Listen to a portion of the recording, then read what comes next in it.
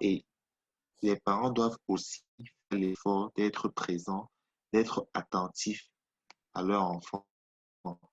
Quand ton enfant rentre de l'école, comment était ta journée, qui sont tes amis, avec qui tu traînes, c'est pour éviter justement que l'enfant entre dans une compagnie, dans une bande d'amis qui n'est pas peut-être sa classe sociale ou bien qui n'est pas peut-être de bonne moralité pour ton enfant, pour l'éducation que tu veux pour ton enfant. Il ne faut Maman, pas seulement dire que non, ils sont dans la même classe, ils sont les mêmes camarades, ils sont les camarades de classe, bon, ils peuvent marcher ensemble. Non, ils peuvent être dans la même classe, mais pas tous de la même moralité. Pas tous de la même moralité. Tu sais pas, chacun sort de chez lui avec son éducation et chacun veut imposer l'éducation qu'il reçoit à son entourage.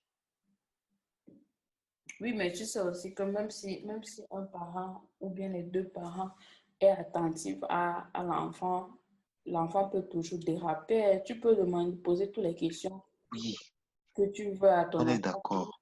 Comment était ta journée, comment était l'école, et puis l'enfant te cache des choses.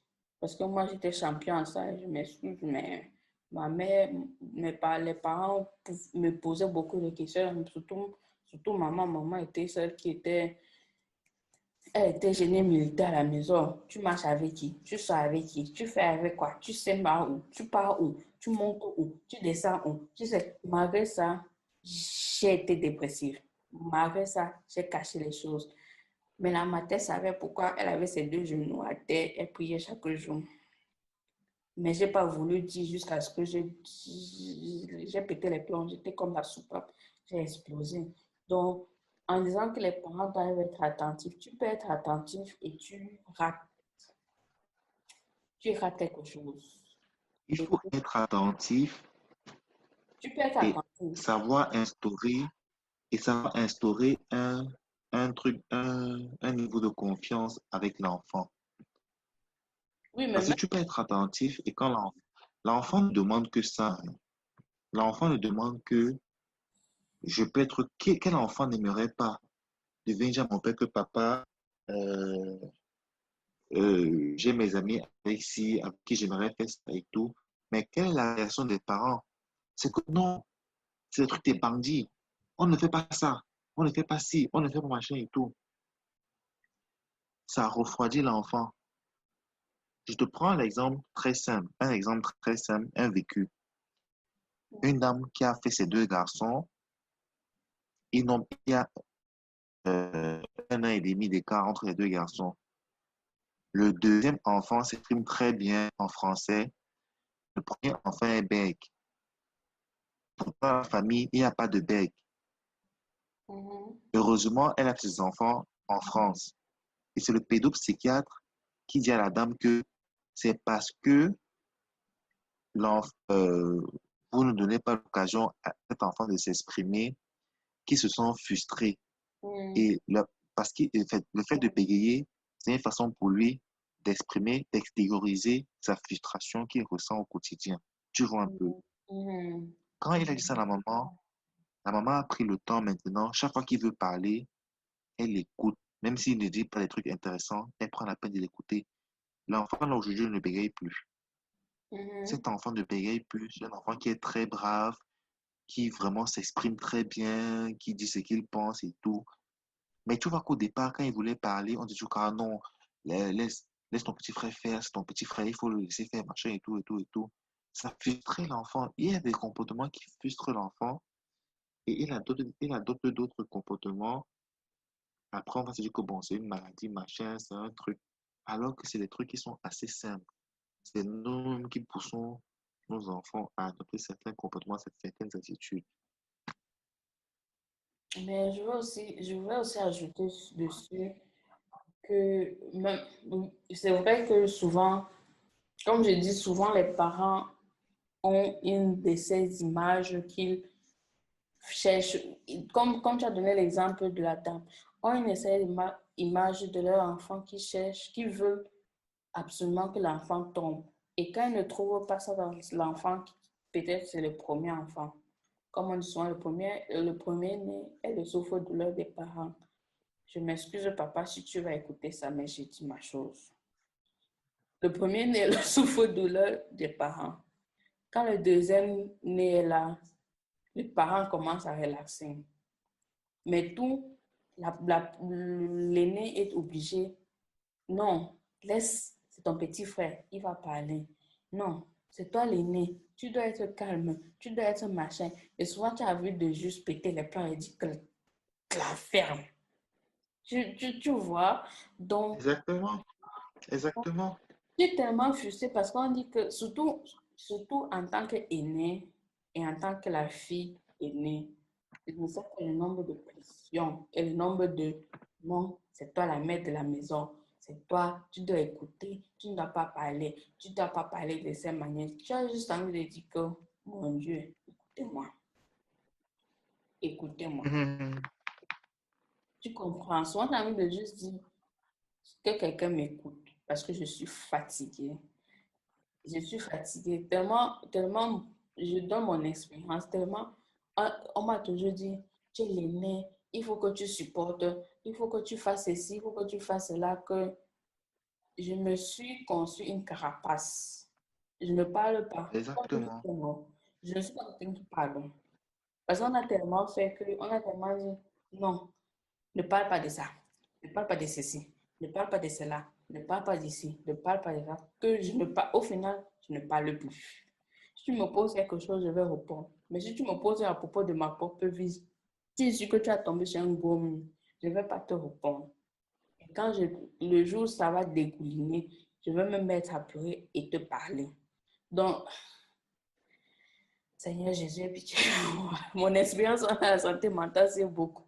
Mais c'est ça, parce que surtout les aînés, on a beaucoup de souffrance. Je ne sais pas si si la grande, ton aîné, l'aîné dans votre famille a cette même expérience-là, parce que on dit toujours que non, c'est toi la deuxième mère, mon frère. Je ne suis pas la deuxième mère. Je suis juste une fille que Dieu a décidé que je sorte la première. Ou bien quand on veut te dire, quand on veut te corriger, on dit que non, je ne veux pas faire la même chose à ton frère parce que c'est toi l'aîné, c'est toi qui montres l'exemple. Eh, Seigneur, pourquoi moi? Mais tu ne t'as pas celui qui vit après moi, hein. Il doit apprendre ça de toi. Donc, c'est formidable. C'est tout ce que j'ai à dire. Bon, C'est troublant. alors, en conclusion, qu'est-ce qu'on peut retenir de tout ce qu'on a dit? Bon, en termes d'expérience, sur mon expérience, moi, je pense que les parents ne doivent pas, un, que les parents s'asseyent un jour avec l'enfant, que l'enfant parle. Laissez l'enfant parler. Même si ça prend 300 heures, que l'enfant évacue. Parce que on est les éponges, on absorbe. L'adolescent est une éponge, il absorbe, il absorbe, il absorbe, il absorbe. Un temps de mouvement sur ton nez, sur tes yeux, il fait une gaffe que tu ne peux pas imaginer qu'il pourra, l'enfant pourrait faire un jour. Tu vois, non? Donc, Mhm. laissez l'enfant vivre. Ne mettez pas les stéréotypes de dehors là sur l'enfant. Parce que j'ai été quelqu'un que j'ai toujours voulu casser les stéréotypes. Je ne suis pas quelqu'un qui entre dans les stéréotypes que la femme doit être à la cuisine, la femme est montée. Je ne suis pas le genre là. Dès que tu commences à dire que pourquoi tu n'es pas à la cuisine, mon frère, ça c'est le moment où je vais aller m'asseoir devant la télé pour te montrer que je ne suis pas dans vos affaires. Et ça a pris ça a été ma rébellion.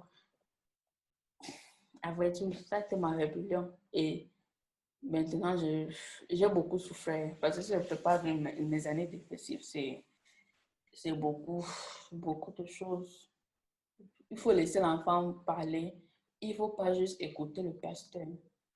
C'est pas juste prier qui va soigner parce que Dieu dit que moi je soigne à 50%. L'autre 50% là, il faut aller le chercher. Si l'enfant pleure, on le laisse pleurer. Qui se libère. C'est ce que j'ai à dire pour le moment. Si tu as autre chose à ajouter. Moi, comme tu as dit, je pense juste que les parents d'aujourd'hui nous, les parents de demain, on doit beaucoup travailler sur l'écoute de nos enfants. On doit écouter nos enfants. On doit écouter leurs besoins. Écouter vraiment leurs besoins.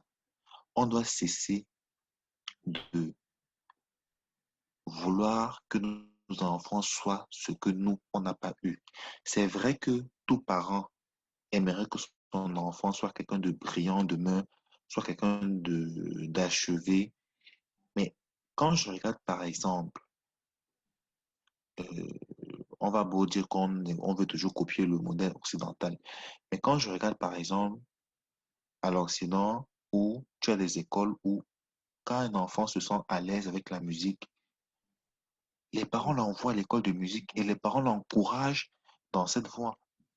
Mhm. En Afrique, quelqu'un qui te dit qu'il sent que son talent, c'est la musique, mais comment est-ce que les parents vont le réprimer, vont le frustrer pour dire que non, la musique, c'est pour les voyous, c'est pour les gens qui ont raté leur vie, c'est pour ci, c'est pour ça, alors que c'est faux, alors que c'est faux.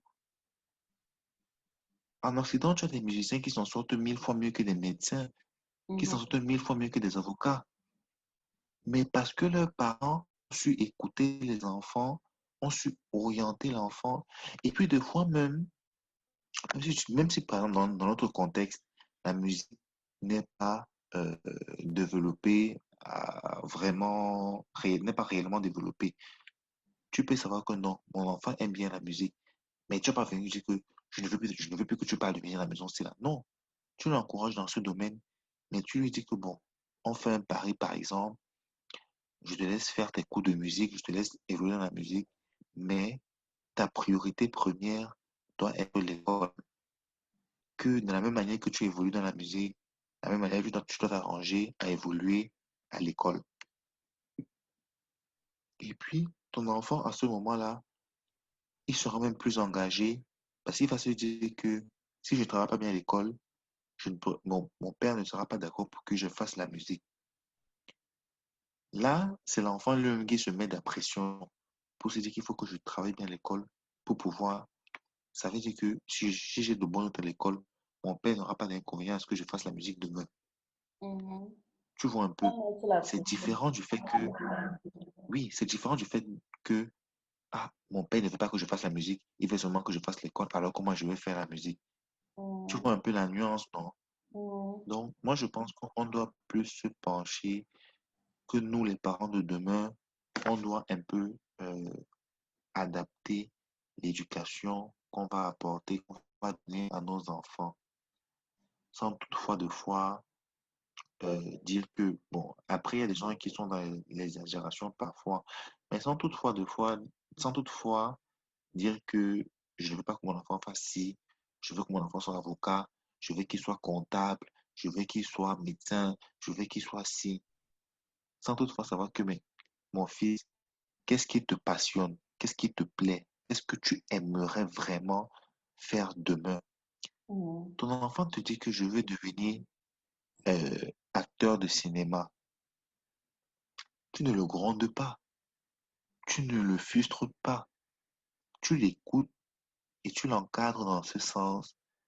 Maintenant, si tu vois que dans le contexte dans lequel vous vivez, c'est un truc qui ne marche pas vraiment, tu le laisses aller. Pour ma part, hein, tu l'accompagnes, mais en lui montrant, le but de l'accompagnement, c'est qu'il puisse comprendre par lui-même que, ah, on est dans un contexte où, étant acteur, les choses ne vont pas fonctionner pour moi. Donc, il est mieux que parallèlement, j'ai mon diplôme peut-être en marketing ou en finance et tout, avec lequel je pourrais peut-être trouver un boulot fixe. Maintenant, mon métier d'acteur va me permettre de, de faire ce qui me plaît, ce qui me passionne vraiment. Mhm. Sachant que si ça ne marche pas, comme c'est le cas actuellement, où ce ne sont pas les métiers qui marchent présentement dans notre contexte africain, Mhm. mais au moins qu'il sache qu'il a un salaire, qu'il a un métier qui lui donne un salaire qui lui permet de vivre